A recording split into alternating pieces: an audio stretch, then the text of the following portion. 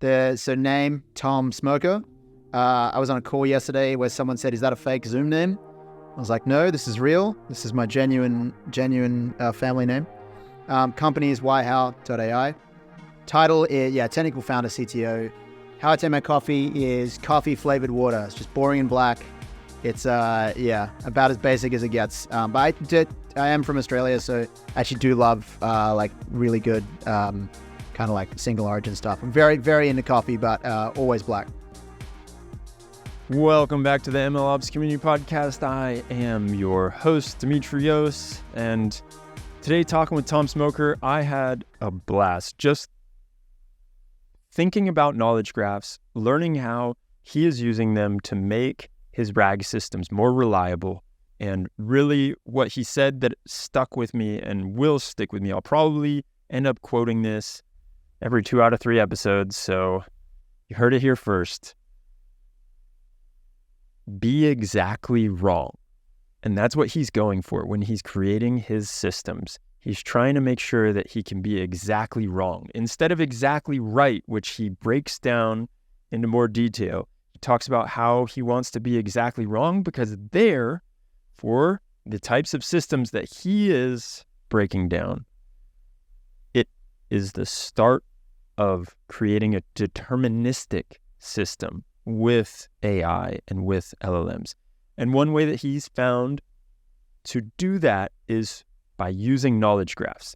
And of course, knowledge graphs, one piece of wisdom that he dropped on me with the knowledge graphs are that rice to a farmer is not the same thing as rice to a chef. And so you want to have a knowledge graph that can understand the differences and how these two things are linked but different. For those of you that have been wondering how to bring your RAGs up a notch, this is the conversation for you. However, he did warn at the end of the conversation that he's seen people dive into trying to optimize their RAG systems a little bit blindly. So he breaks down how you can make your RAG system 100% accurate and perfect, flawless, but what kind of business value does that actually bring? What kind of, so what is basically the end statement there? Yeah, you created this chatbot that can tell you how many days of holiday you have left, but so what? And how much engineering time or resources went into having to really optimize it so you have this chatbot that can tell you the HR policies, when maybe just a search bar is sufficient. Let's get into it with Tom. If you liked it, as always, share with one friend or give us a star. Give us some feedback on Spotify. I'm reading all of them. I'll see you on the other side.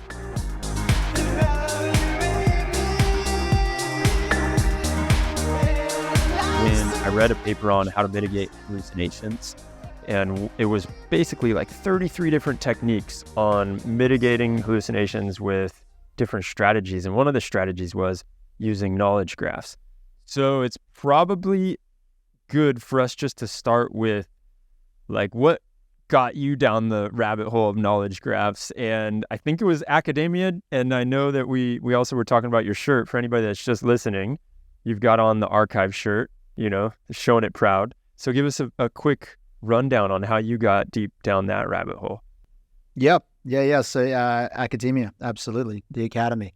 I did a master's in electrical engineering and I got exposed to a specific thesis with a company. That was a large mining company, public, called BHP, when I was working in Australia. And my supervisors, Tim French, Wei Lu, Melinda Hogowitz, were amazing. And they really started to suggest. And so Tim specifically was my primary supervisor.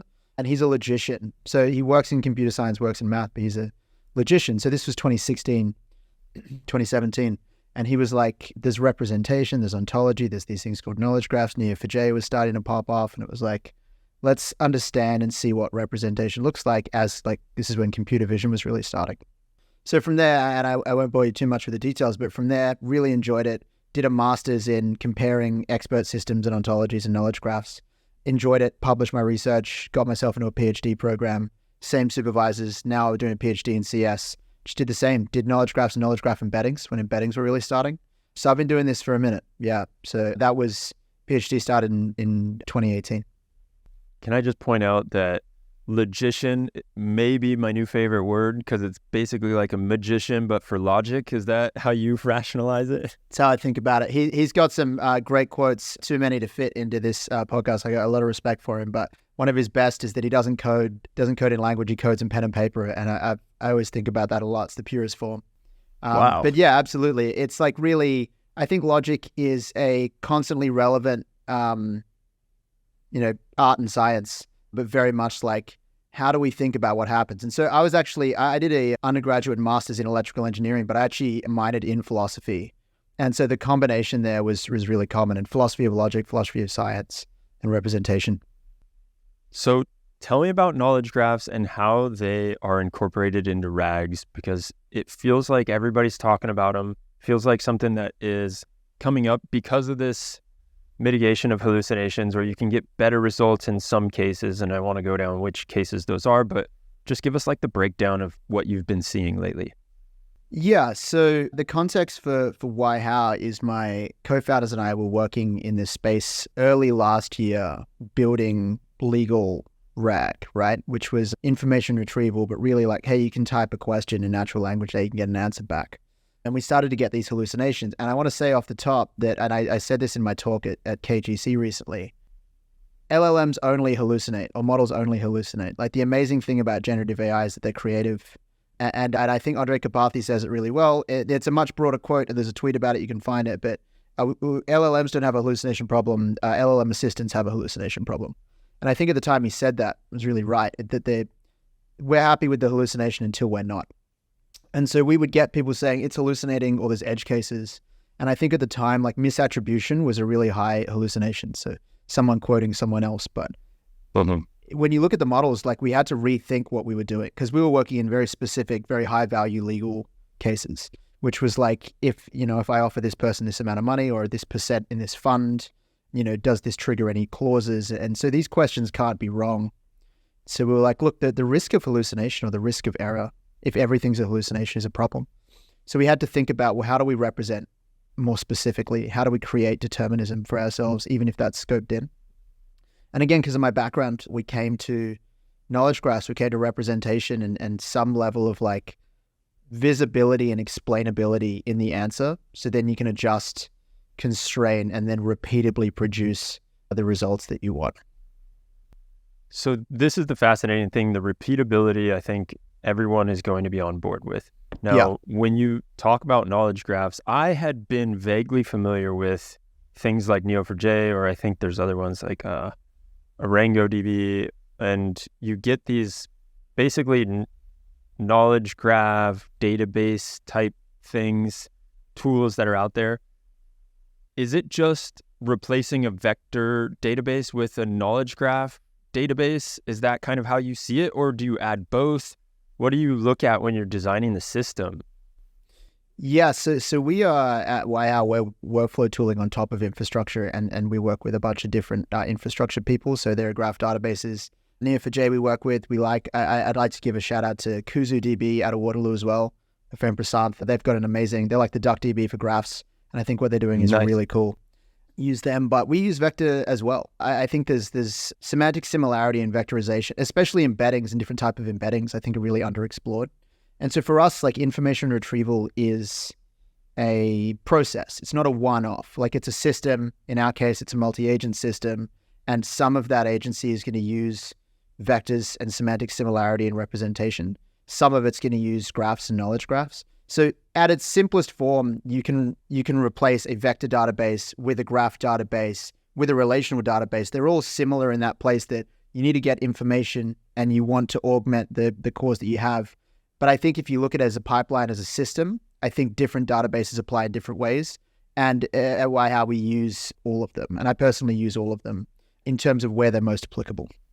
So how is this working? Do you have like a proxy that decides which database to go to? Right. Yeah. So there are ways to do that. I mean, LangChain has awesome stuff around function calling and tools and how best to call from each one. And I think conditionally doing things conditional logic in agents is starting to be really promising. But for us, it's actually like a sequential pipeline. So we embed, chunk, embed, and then store things in vector databases. And then we use that vector database to retrieve and then build a graph.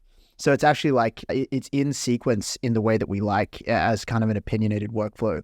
And so it's all part of a larger system, and it's taking advantage of each of the benefits. Ultimately, what I want to be querying is something that gives me the same answer every time. We spend a lot of time trying to be exactly wrong, which I think is a cool term in this, because I think you can be almost or probably right really quickly. But being exactly wrong is the first step to being exactly right. And so putting it in a graph for us was a good way to store and then see also, like, you can kind of see the schema and then change the schema. And I think that's really powerful. What do you mean by exactly wrong? That is a funny phrase. I instinctively laugh, but I'm not sure I fully understand it. I don't know if it's a broader term. It's what we talk about internally, which is like when people talk about determinism in anything in LLMs, again, they're generative, right? I don't think you can get determinism out of an LLM, and I also don't necessarily think you'd want to. I think they're this amazing. I went to a talk the other night at Free Pick around creativity and the creator economy when you're supported by these generative models, and I think it's amazing what can be done. But I think getting things exactly right is a really hard ask, and I think it's difficult to guarantee. But I think it's much easier to get it exactly wrong. I think you can prove that really quickly. So for us, we can make a graph and look at it and be like, this does not represent what I want it to represent, right? And that's a step towards progress, because even if I get it exactly wrong, that means my answer is going to be wrong every time. And that's for us, like, at least, like, if you walk it back, that's the step you need to be at. Because if you can make it probably right, but then what does that mean for a customer? What does that mean for a product? What does that mean for reliability and consistency? So exactly right is obviously the goal. I think it's lofty, and I think it's harder to prove. Exactly wrong is like, okay, now we have a framework for determinism, and now we can iteratively improve it to get it where we want to. Oh, okay. I see where you're going with that. Now, this is fascinating stuff to think about, but how does the data and what you're doing in the system change? Because I'm very used to this idea of, all right, we've got the embeddings, or we've chunked it, we've got the embeddings, we throw it in the vector store and all of that. Do you need to now be collecting new data? Do you need to have different sources? Like, how can you make sure that the knowledge graph is as robust as it can be? Yeah, we just put out an article about this, which is like there's like a 4 square matrix about this, which is like, does the underlying data change or not? Like, is the underlying data static or dynamic? And then does the schema static or dynamic, right? And so knowledge graph schemas are really interesting. You can call them ontologies if you want. I think that the lines blur with knowledge graphs. I think the term has been taken. There isn't a standard definition. There's a pretty good one from Ontotext that I like, but I think people use it in such a broad way because it's so accessible. People can just see a graph and be like, oh, I get it. And then it's very difficult to do in practice. So it's very accessible at a high level, very difficult at a low level. So what changes there is like all the specifics around it. But the way we think about it is create the schema, which is kind of like the types of your what we call nodes and edges. That can change. For example, that's like people, place, price, like those broad categories.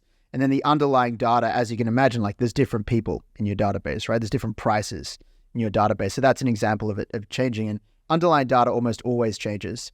To give an example, it's like we work with like a veterinary radiology clinic, right? Yeah. The diseases that can happen to an animal don't change that often. That's in the literature, right?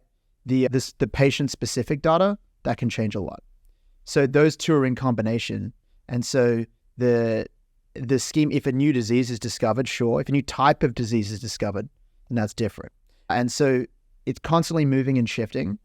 All of this is to say that why we like using graphs for this particular problem is that the schemas are extensible, the data is extensible, it loads and you can query it back pretty easily. You have some level of structure that you don't necessarily get if you embed in latent space. And then you get some level of flexibility and change that you can't necessarily create easily in a relational database. And so that's where it's kind of the middle ground, which is useful. I hope that answered it. I'm not sure if that answers it.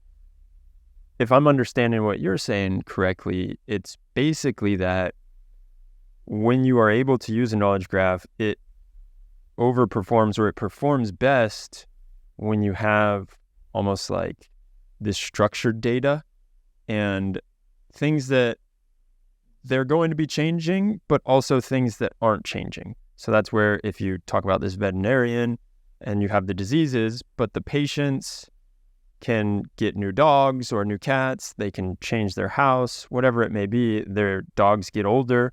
And so all of those things are changing, but then there's certain things like the way that this disease manifests itself, that's not really changing. Yes. And so this is why we like the idea. We're promoting this idea, but it also just makes our life a lot easier, which is like, it's easier to make a smaller graph than it is to make a big one. And I spent a lot of time in academia and in industry working on enormous large-scale graphs in conferences and then in practice.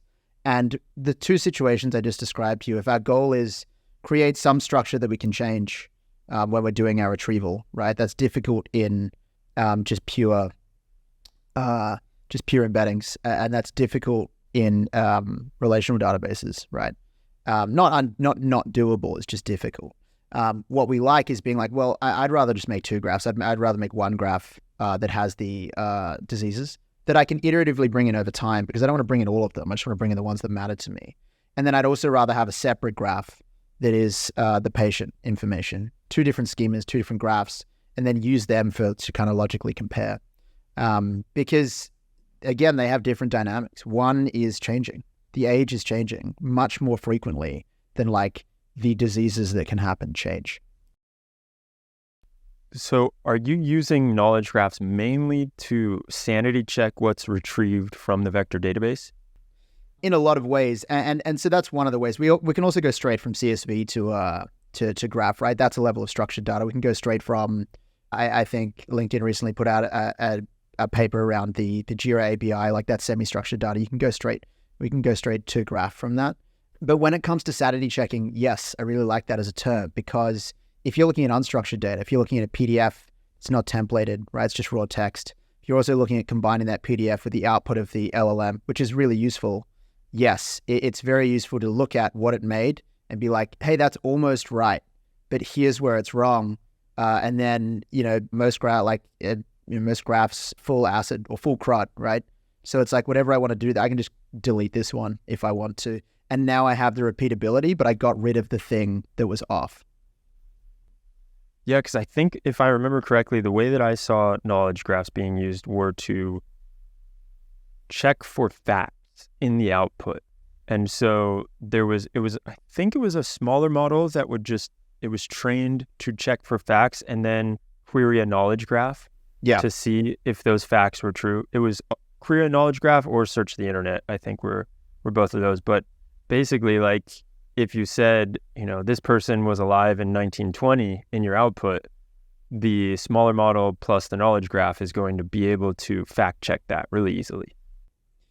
Yeah, so absolutely. I think it's a broader term called structured grounding, which I've seen recently, which I really like. Which nice. Is like, hey, we have this like external fact set.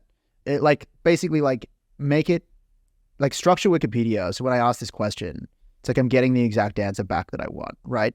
Like we're working with a customer at the moment who has like a HR or customer care chatbot, right? And it's like, when someone asks, I want to call someone about this problem, like which phone number do you bring in? And that can be a very difficult thing to find from raw text, right?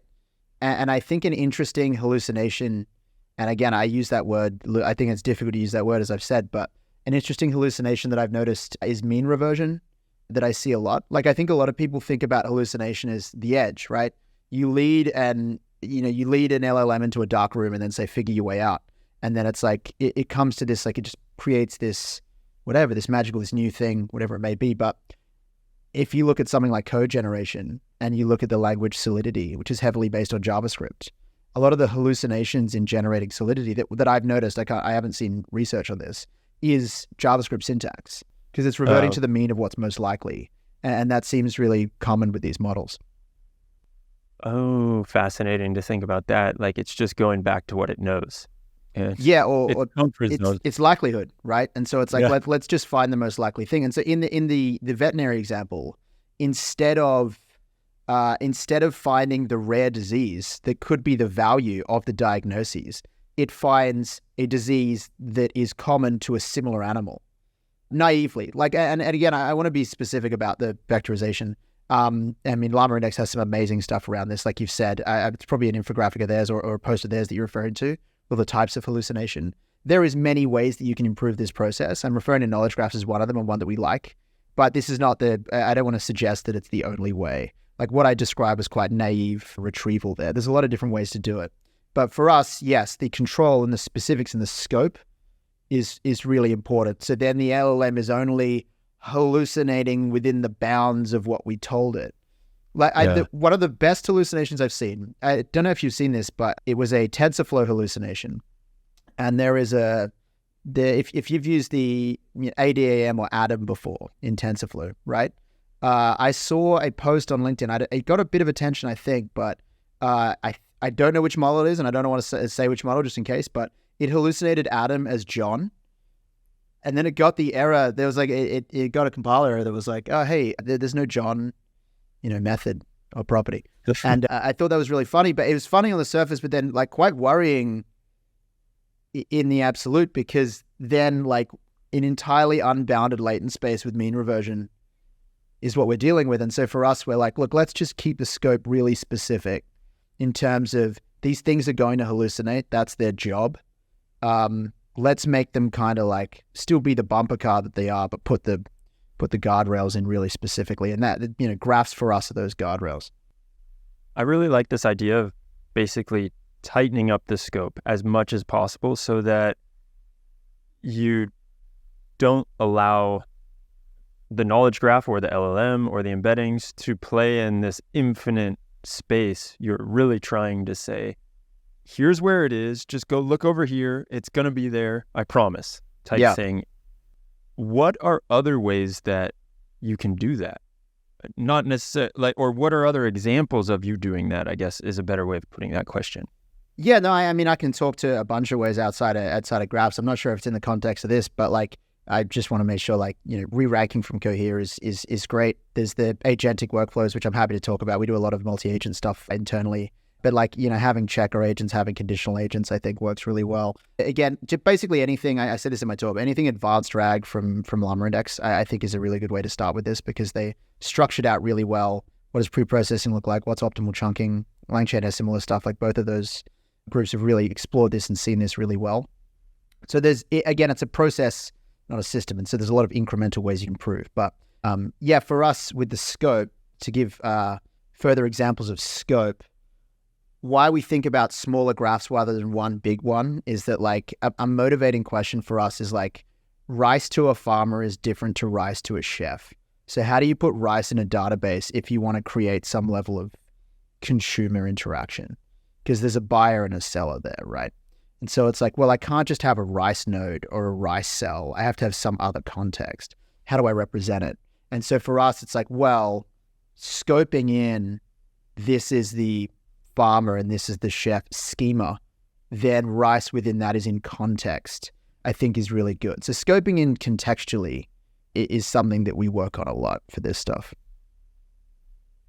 Give me more examples. I love that. The rice to the farmer and rice to the chef. And of course, when you think about it in a knowledge graph way, it makes complete sense because you understand the relation between those two. And it also makes sense on why it would break down in a traditional relational database. Yeah, I probably should have said this at the top, but I mean, I've been a part of the graph and representation community for a long time, both in practice and in pure and research. And there are great use cases for large, like ontologically aligned, well-described knowledge graphs, and I use them a lot in my PhD around like your freebases, your nels. I think they're great. I'm specifically talking about, I'm trying to solve RAG problems and I'm trying to use this architecture to solve RAG problems. So I want that to be clear that I think it's difficult to maintain those worldviews in this context. But another example would be, I worked with a legal document and they had definitions. A lot of legal documents have definitions page and they would say vehicular capacity, right? And just reading that, Like, what do you think the vehicular capacity is going to mean? How many people fit in the Yeah, vehicle? cool. It's how many cars fit on a road.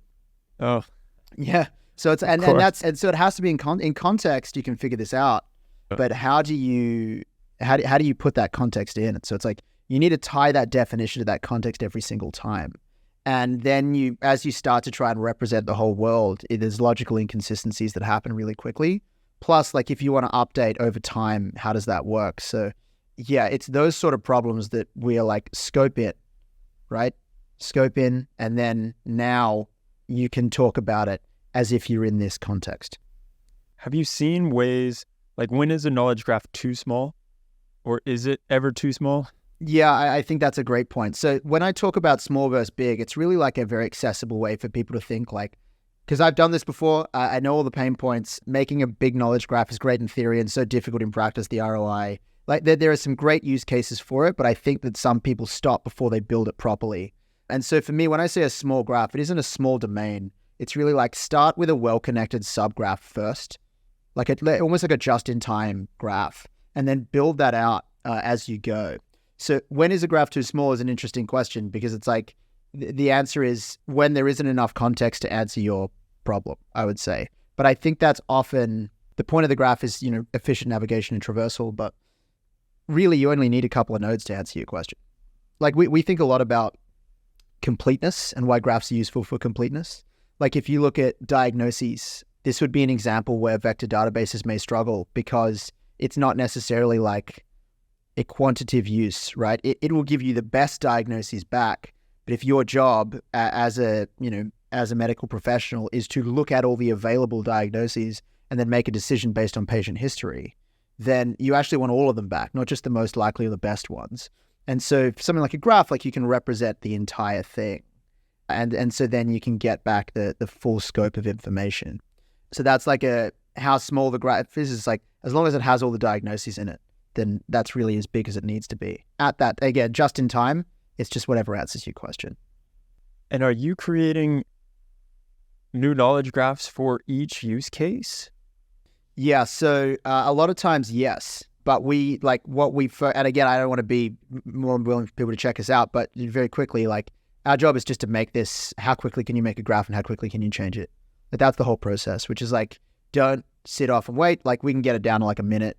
Just toss a PDF in a schema, like however many pages you need. Just immediately see it, be like, this sucks, change it, fix it, and then iterate.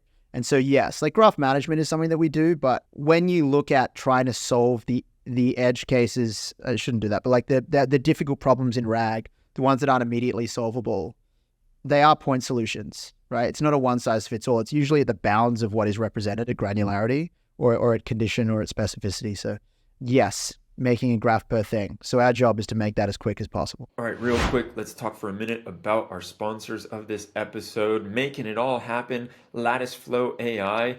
Are you grappling with stagnant model performance? Gartner reveals a staggering statistic that 85% of models never make it into production. Why? Well, reasons can include poor data quality, labeling issues, overfitting, underfitting, and more. But the real challenge lies in uncovering blind spots that lurk around until models hit production. Even with an impressive aggregate performance of 90%, models can plateau. Sadly, many companies optimize for prioritizing model performance for perfect scenarios while leaving safety as an afterthought. Introducing LatticeFlow AI, the pioneer in delivering robust and reliable AI models at scale. They are here to help you mitigate these risks head on during the AI development stage, preventing any unwanted surprises in the real world. Their platform empowers your data scientists and ML engineers to systematically pinpoint and rectify data and model errors, enhancing predictive performance at scale. With LatticeFlow AI, you can accelerate time to production with reliable and trustworthy models at scale. Don't let your models stall. Visit LatticeFlow.ai and book a call with the folks over there right now. Let them know you heard about it from the MLOps Community Podcast. Let's get back into the show. Yeah, so now let's go into the points that you mentioned on when knowledge graphs aren't the most useful in the RAG situations. Yeah. So I mean, I use vector database, right? Like the vector database and semantic similarity works really well, right? And I'd also say that graphs at the moment are really textual representations. And I think there's some amazing work. Good friends of the team at Marco, they're doing some awesome work around custom embeddings and multimodality, especially images. So I think that stuff is really useful for those sort of embeddings. I would also say, yeah, I would, it depends on how specific you want to be, because there's also a situation in which like you can change a graph schema, right? But if you already have a relational database with this information and you've already spent time describing that schema perfectly, and your problem is refer to this database really specifically, I think it is worth just using a relational database for that case. But pretty much all of the problems we work with, graphs can be used for, and I think vector databases can be used for, just can't guarantee the reliability of it. And I think relational database can be used for a lot of that. It's just sometimes difficult, and there's issues around natural language into query language, whether graph or relational or otherwise. So I'd say that the problems that you need to be specific, reliable, and change the schema of and update that, graphs work really well for. And then problems that you need to be just like high level, like customer responses, or like help me book a trip somewhere, or you know, give me a recipe. Like it's great use cases for vectorization. So I'd say that if you're okay with the average being really good, I think that you're okay with vector database in a lot of ways. Mm-hmm. And if I'm understanding this correctly, if I've got my PDF documents, I'm throwing them into an embedding model and then putting them in my vector database, but I'm also throwing them into a knowledge graph. Yeah, so that's a great question. So what we actually do with the knowledge graphs is they're a layer on top. So every node that we have in our graph, whether that's like, you know, type, person, name, Tom, has a connection back to the chunk, the embedded chunk text where it came from.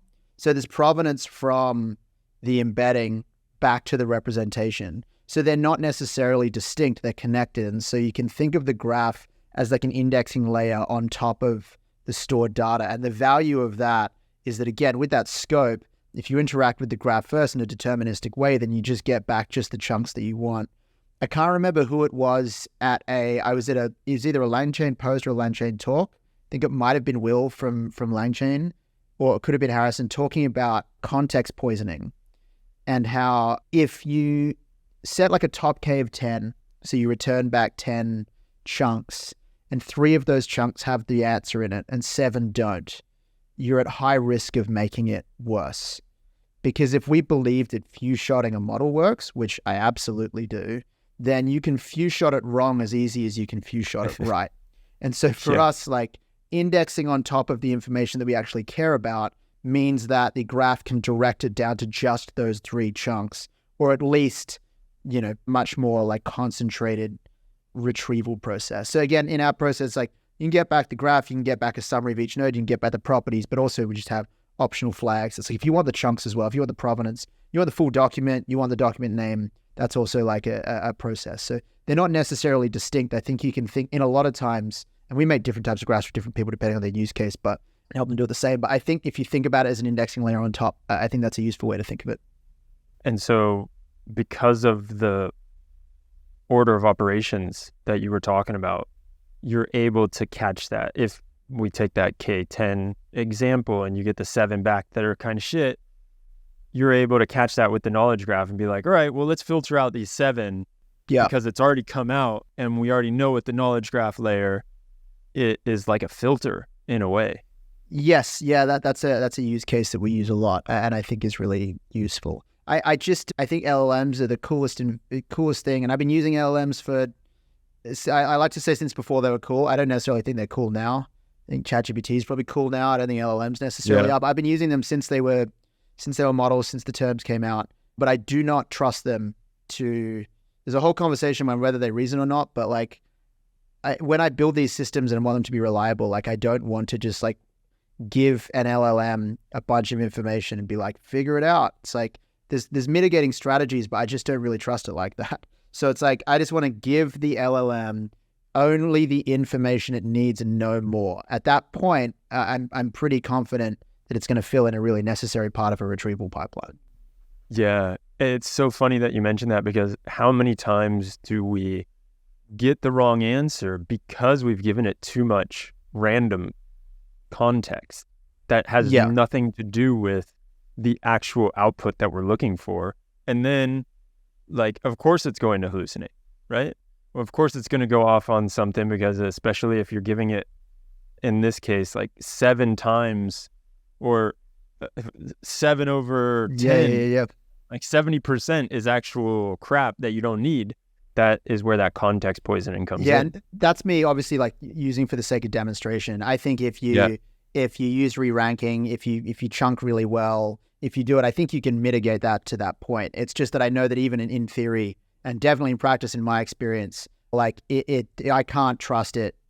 Like, I'm trying to give people reliable systems, right? So when I say 3 out of 10, the reality is it's probably, if you spend time really improving your RAG process, I think it's much more likely than that. But it's not 100, right? And so the graph being exactly wrong, bringing it back to that, it's like, cool. If it's exactly wrong, then I know that I'm getting back the same 4 wrong ones every time, right? How do I improve that process? Instead of being like, I have these mitigating strategies, it's like I have some level of determinism to fix it. So let's talk about agents for a minute. What have you been seeing on that level and those use cases? Yeah, so we've been doing multi-agents for a while. And so we've actually been working on a few of them. But I think that like there's a really interesting question that we talk about internally, like what is an agent? Because is it a Python wrapper around an OpenAI API call? It's like probably yeah, but also if you run a script, is that an agent? Like not an LLM. And so it's like, what does it mean to be this? And I think the popularity is interesting. We work a lot on like structured grounding per agent, and this is how we solve a lot of our problems, because I'm not of the opinion that you just give a natural language instruction to a system and then it just goes away and does that and nails it every time. It's like you want to break it down into its steps that you understand. You want to like decompose it down into steps and then orchestrate those steps. I think there's some cool frameworks that help you do this, but a lot of the time, like we build what are effectively like functional programs, because like we want to IO test, right? And I think frameworks like PyDant, we use FastAPI, Pydantic, Instructor, like they're really useful to build these systems out. But ultimately, like every time I make a call, I want to know, or I at least want to point test. And so breaking it down into agentic systems is actually a really good way to test and produce like, well-structured software, which we think about a lot. Like, so breaking it down into its components, making LLMs do as little as possible, and then having many LLM calls is how we like to structure it. And I think that at its core is like a multi-agent system. I was in there's awesome frameworks like Crew, obviously, are doing really cool work around like how do you do natural language instruction. But we definitely use LangChain in some pieces. We don't use LangChain for everything. I love to use it for prototyping. There's some great parts of LangChain that we use in production around Langsmith, around their Bedrock implementation is like a great way to test the different LLMs. But when it comes to wrappers, I think they're really great for testing. When I put stuff out in production, I'm not yet ready to use the wrappers that are available. So I think that we have multi-agent systems, but a lot of that is just well-typed, well IO tested, and well integration tested, like different Python modules that wrap calls to specific LLMs. And when you say it's well tested, is that basically, again, going back to the reliability of it, that every time I ask this one question, I'm going to get the same output? Means a few things. So shout out to Langsmith and how well they do provenance. And that as a program, I think is underrated in terms of how well you can see the different LLM calls and how that works. But I also mean literally as in like it's Py tested. So it's like that is a process of like, I need certain coverage over my system. I don't like that I've tested all of this, well-structured server. And like, so it's testing the IO based on questions and then breaking those down into modules. So then, for example, GPT-4 Omni comes out, right? And it's like, hey, 4 is too expensive, 3.5 isn't consistent enough. This thing is like, it's right in the middle. How do we know if it works? And then I can just change the Pydantic model name. And now I can just go into a dashboard and see every single step of my pipeline, conditional or otherwise. Is this thing as performant? Is this thing, what's the latency like? So that's like an important process that we do. But we're like in production, right? So that requires like a level of tested software. So when I say tested, it's like there's eye tests to it, but there's also literal, full test suites and coverage around it. Yeah. Yeah, I like it. And when it comes to the agents, you mentioned how each one you want to have this structured grounding Yeah. per agent or per agentic workflow, I think is what you Yeah, mentioned. yeah. Break down exactly what that is. I think this is really cool, and I think about this a lot. But like, if I have a RAG system, right? Like, if I need to give every agent a little bit of information that it doesn't already have, and I can get each of those agents 95% accurate, and I have a sequential workflow of 5 agents, that's 77% performance, right? On expectation. And I know that's not linearly distributed. I know some cases fail every time, et cetera, et cetera. But like, if you look at that, 77% is awful, right? And if you think about it, like, I don't know, I think people use the example of like, what if my Slack message like didn't show up every now and then, or like, what if I didn't trust like the email protocols, and like the level of reliability is really low. And 95 is a big ask, even per agent, right?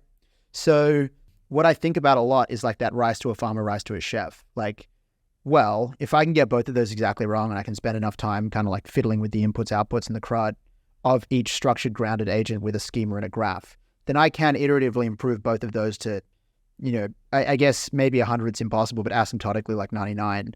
And then now the propagated uncertainty is significantly less. And so when I think about multi-agent systems, I think they are the future in a lot of ways, because I work with workflows and agentic systems a lot, which is like, hey, I have a task that I need to do, break it down. And once you've broken it down, you have a multi-agent system, right? So yes, I think the difficulty is we're about to see an explosion we just saw a year of medium posts into no enterprises using this stuff, right?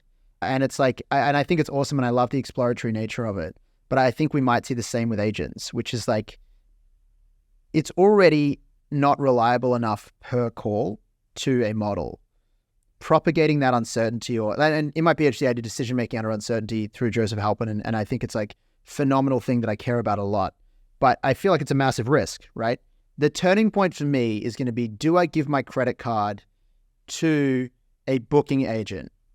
And am I willing to just show up at the airport, right? Once that I need happens, a few more zeros in my bank account if I'm going to be doing that kind of shit. Yeah, so that's it. Or am I going to show up? They're like, you booked the flight for tomorrow. Like, because what I want to say is like, hey, I'm not doing red eyes anymore, but I will get up early. I have this Alliance membership, right? And I prefer one stop over here if I can. Like, how do I should be able to write that as an instruction. The reason I don't is that I don't trust the systems yet, because I don't think each agent is accurate enough. So what we work on is grounding each agent and then iteratively improving each agent, because then you can break down, like a really good example we're a long way away from ever getting this in through demo, let alone in practice, but like a global supply chain of like any sort of, so it's like you have a shipping agent, you have a procurement agent, you have a provenance agent, you have a, employee agent, and then you have those are also different depending on which, nationality, whereabouts you are in the world, and how do you produce and how do you supply. That should be many different agents doing many different things, right? That is a completely automatable workflow in theory. Just the difficulty of that is so much in practice. So that I look at as like the ultimate multi-agent system, like international physical goods moving around as part of a supply chain. But each of those agents will have to be so specific and so accurate for you to be able to trust that at all. And yeah, exactly. Like, there's some talk about high risk. If shit doesn't work out, all of a sudden you've got a bunch of ships and shipping containers going to the wrong port or going to, like, that's not good. Hey, we're about to see, I think, the Air Canada thing was already really interesting, but I think that if 2024 is the year of agents, which I've seen a few people say, I think we're going to see some mistakes before we see some really good systems. It's not physical systems, right? Because physical systems are easy to prove, but why I like agentic systems and it aligns with like the small graphs that we have is that then the specific person or specific domain expert who matters, like who's in charge of procurement. It's like then they just deal with the procurement agent or agents and just a procurement graph or schema or grounding or knowledge, and they don't have to deal with the rest of it. I think modularizing those systems is like a really good way to build these processes and automate these processes. But we're about to see people be like, again, I'll book this holiday for you. And it's like, you show up and there isn't a booking, right? That already happens. But these systems are so, like, if you talk to an old head about this, like the multi-agent system textbook that I started using 3 years ago to build these systems is from 2000. Like, this is not a new thing, right? Like, this has been around for a long time. And I think the history doesn't repeat itself, but it rhymes, keeps coming up, or what's old is new again keeps coming up in this. And I think when I speak to my supervisors about this, they're like, yeah, this is going to get, it's already not good enough, but the financial opportunity of automating larger workflows is such that people will do it. And it's easy to build more agents than it is to build a better agent right now. It's going to get messy. Yeah. Real quick. Sorry, I could talk about this for too long. We move on. Yeah. I love this because I've had that feeling too. I made the joke, like, when AutoGPT came out, it was like, yeah, everybody was talking about it. It was this huge thing. And I think people are easy to project themselves into the future and what life is going to be like when all of this works flawlessly. But to get there, that last 10% that we need to get there could take us longer than it took us to get here. And so I was making the joke of, like, I've been playing with AutoGPT and all that happened was I got like a $300 OpenAI bill. Yeah. You know, like, yeah. You made you had a good post about this, right? Which is like, more use actually equals more cost in a way that I think people aren't talking about. And like, I test a lot of different models locally. I use OpenAI a lot through their API just because it's very easy to use. I think the models are great, but like, there are so many different models, so many different embeddings, so many opportunities to fine tune. I think there's different levels of models right now for sure. But yes, a thought experiment for you, because I've asked a few people about this. Multi-agent systems, I think, in theory and currently in prototype, they don't break down in different places. They often break down in the same place, right? Or the same place is the most uncertain. Yeah. With the booking example, right? There would be an agent that goes and gets the latest flights. There'd be an agent that goes and gets the latest hotels. There'd be an agent that goes and gets the latest, like, car booking or whatever. There's an agent that, maybe takes your nationality and makes sure you can go there without a visa, whatever it may be, like, automates this whole process. I wouldn't trust it because I don't think it's going to make the best decision with all that information. But if I could write my own agent and bring it to that system, maybe I would. Like, if you could control your agent, you could see it, right? So we think a lot about this in AI, like the master apprentice model. Jason Lew had a really good post about this recently around how, and we actually do this, which is like a lot of the people we work with, it's report generation that they can review. So would you bring your own agent? Like, if you could bring your own agent, do you think you would be more likely to use that system? And just almost like train the other agents how to do it? The other agents, they're all fully described as an API, maybe. Like, it's perfectly retrievable, it's small. Like, is the problem that you don't get to control the middle of the workflow? Do you trust yourself more than you trust them? Yeah. No, I still am very much like you. Like, I don't trust them at all. Yeah. And so I would much rather, even if it's funny because it is very much like the time versus comfort or convenience trade-off. And right now I would rather spend the time and do it right than that trade-off, because it's the same with like self-driving cars, right? Yeah. Although I feel like self-driving cars, I am a little bit more apt to let the computer take over the wheel. But with the agents, I'm like, I need more zeros in my bank account. Cool. Okay, that's the answer I want. So a friend of mine called Linus Eckenstam, who's been a friend of mine for a long time, but he's very popular on Twitter in this stuff, was recently doing a talk here. I got to see him, and not to tell too many tales out of school, but he's talking about his children, and he was like, they went in a self-driving car, right? And they were like, why are you driving? They're young children, right? So they were like, and he's like, well, I need a steering wheel. Like, I need the control. And they were like, you don't need the control. So what does the future look like with agents if you and I are like, well, I'm not willing to give the wheel up. But if the new generation is willing to give the wheel up, then what do these systems look like? Because like, I don't trust that system, but does someone 10 years younger than me trust that system? And are they a market? It's like, yeah. So I actually think expectation is really important with this stuff. And I think we may be at the stage where people are willing to do that as a booking. I don't know. I think, so Tim French, who was my main supervisor, who I talk about a lot, I don't know if this quote's his, but he was I first heard it from him, which is like in academia, you write drunk and you edit sober. It's like the way to think about it, right? And then you go out for a beer and you write a bunch. So you remove inhibition, wake up the next morning, cold light of day, you look at it, you're like, this is the worst thing I've ever seen. And it's just much easier to edit than it is to write in a lot of ways, right? And I think of LLMs as drunk writers a lot, right? They'll produce content no matter what through prompting, and then I'm happy to edit it. And so then if you carry that through to a multi-agent system, to a booking, there's a level of drunk writing that I'm willing to edit, right? There is a level of information retrieval of cost of flights, cost of et cetera. So I would be interested in a multi-agent framework that is two parts. One is my control and the second is their control. And then personally, I give and take, because right now, nothing's automatable because no one trusts it, right? As a broad point. But some people trust it. There is a generation coming next who's going to trust it. There is a generation who has the most wealth who won't trust any of it, right? So, but what does it look like to personalize that? And I think that's a fascinating question of the sliding scale, personally, of how much you trust these systems. It's funny that you mentioned that, because I was literally today just listening to another podcast about how, like, sometimes removing yourself from your business can be the best thing to make the business grow.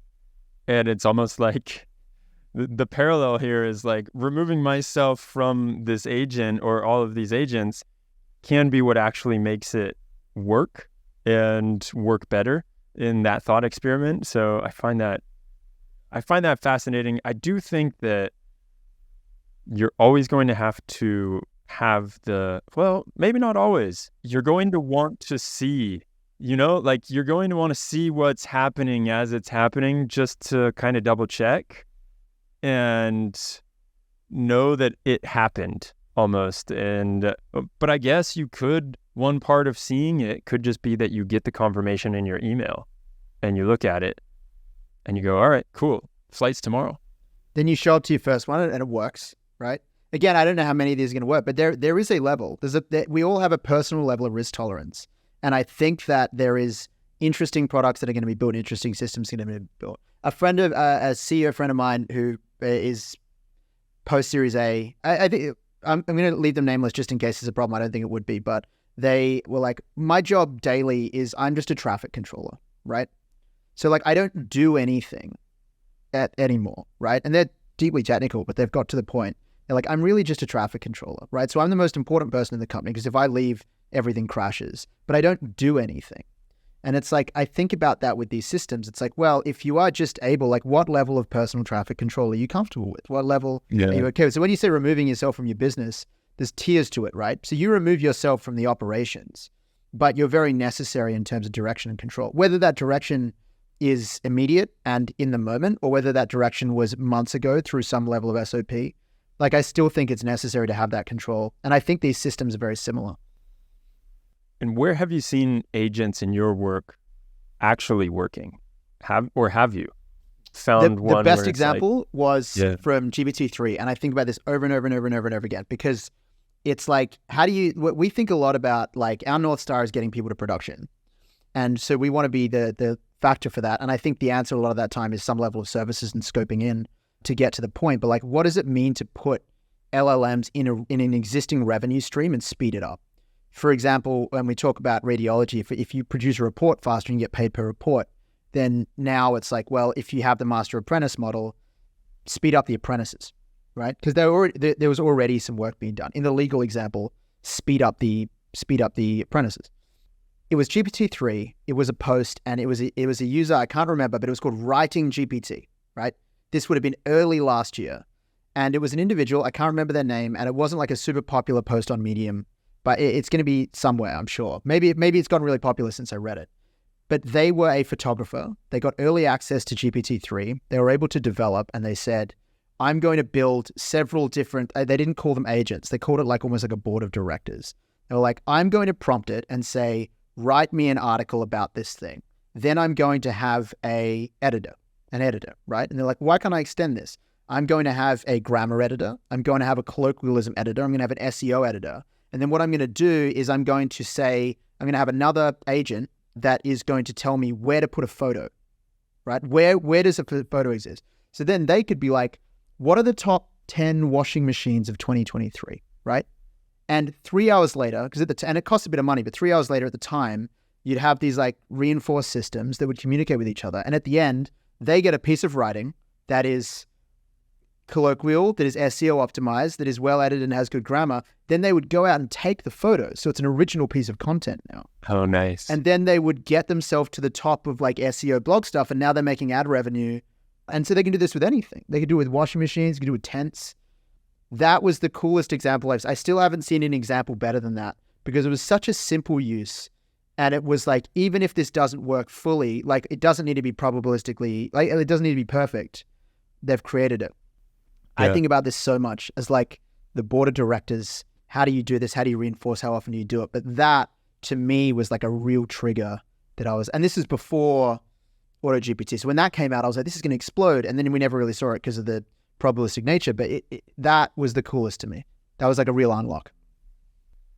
So talk to me about WhyHow in these last couple of minutes and just what it is you're doing. Because from this conversation, I imagine a lot of people can gather that you know a bit about knowledge graphs, but I think the really interesting thing that you just said right there is you're highly focused on getting people to production.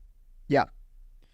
Yes. So hot take, I don't know if people writing natural language and getting an answer back is the future of this stuff.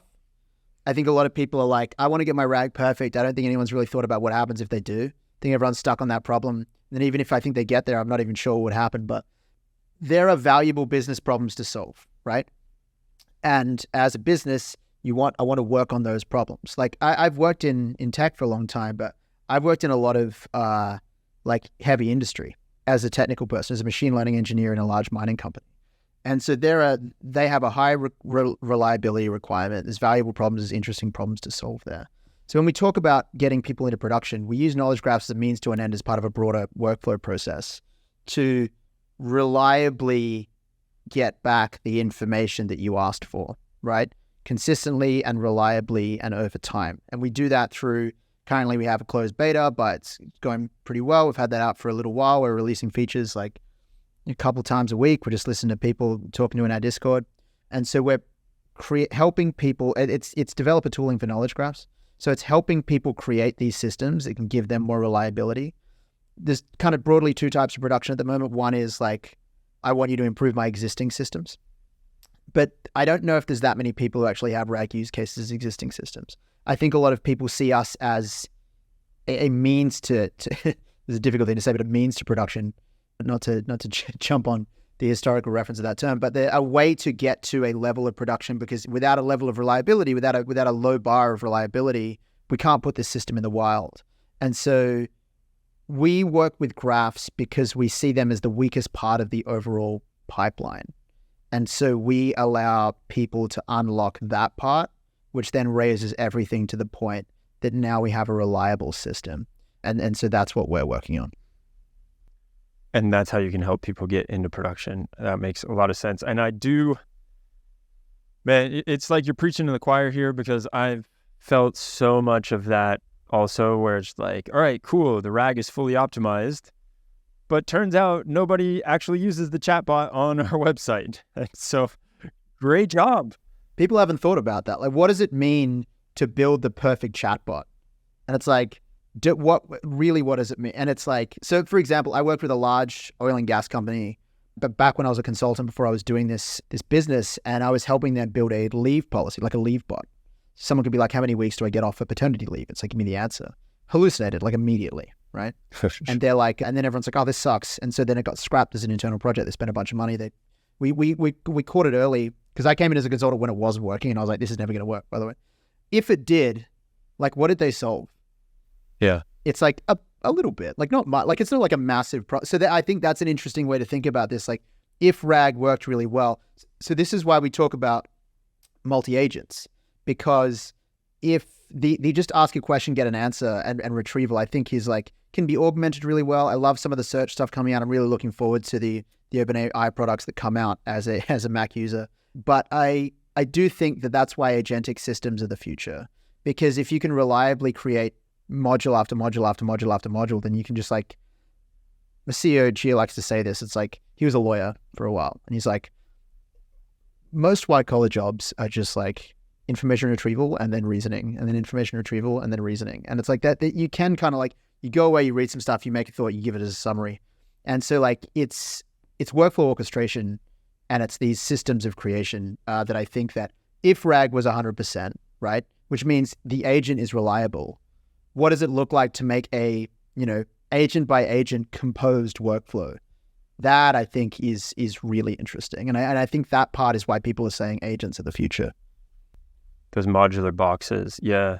And there's a lot that you said here I'm trying to take in. I think I'm going to have to listen to this one a few times and just soak it up, because it does feel like there was some knowledge dropped on me here. And I really appreciate all of the wisdom that you're bringing to this. It's super cool to see just that idea of, okay, a chatbot can be useful, but how much business value is it actually bringing, or what does it accomplish? Versus when you were talking about like the doctor getting their process sped up. And I know there's a ton of tools out there right now where they'll record the conversation with the patient and the doctor, and then like half or 90% of the doctor's time after they're with patients is just filling in all of the crap, all that paperwork that they have to do to get the insurance claims and whatnot. And so if you can speed that up, then they can see more patients, they can make more money. And that's actual, like, there's very clear return on investment there. Not like this idea of, oh yeah, I now know that I have 11 holidays left. Yeah, it's like, I don't know. Like, I think there are really valuable business. There's a lot of like win-win automation opportunities in heavy industry, definitely. I think healthcare is a really, it seems to be an obvious one for, it's a well-regulated industry, but, the people we speak to that we get purely inbound, like the variety of like, earthquake preparation for hospitals in California and stuff, and like how valuable those problems are and how difficult they are to solve, but how, in theory automatable they are and how modular they are as problems is like very interesting with this stuff. So yeah, I think those are the interesting problems that we really like to work on. I appreciate you saying wisdom as well. I'm not going to pretend that I work on this stuff a lot, so I have a bunch of comments. I want to thank Paco as well, who's the one who introduced us. And so that's genuine wisdom there. I think is the type of person that I really enjoy speaking to. But yeah, that's how I see this shaking out. Maybe not loudly, because I think it's difficult to write a post about it. But I think quietly and valuably is these processes. It's like, what was Linux going to be when Linux released it? And it was like the new operating system. And what does it do now? Power every server that powers every GPU, that powers every, like that. That's when you think about these agent systems, it's like those are the interesting problems, I think. You said maybe quietly, I'm not going to write a post about it. And I just respond with, hold my beer. Let's get back to you. Get back to you in a week. Let you know what I can do here. There's a lot of fodder for me to write some shit on LinkedIn about this. This is great, man. I really appreciate it. And I am going to take away this idea of be exactly wrong. Because if you can be exactly wrong, I really like that. That's where determinism starts, and you get out of the weeds of this probabilistic, well, it could be right, it might not be, but we'll see. That is huge. Some amazing use cases for probability, some awesome stuff happening. But the problems I'm working on, they can't be probabilistic problems. Excellent. Well, I appreciate this, Tom. Thanks so much for coming on here. If anybody wants to reach out to you, I know that you're on LinkedIn, so we'll leave your LinkedIn link in the description. Please. And or just go to WhyHow.ai and find us. You guys have a Discord server? We got a Discord. We have a newsletter. If you're not a Discord person, the newsletter's going well. Nice. CEO Chia's cranking out content. We're writing as much as we can about our learnings, doing our best to kind of build and show people what we're working on. So, yeah. That is awesome. I love it. Well, you've got yourself one new subscriber in me. So thank you very much. Thanks a ton for this. No worries, man.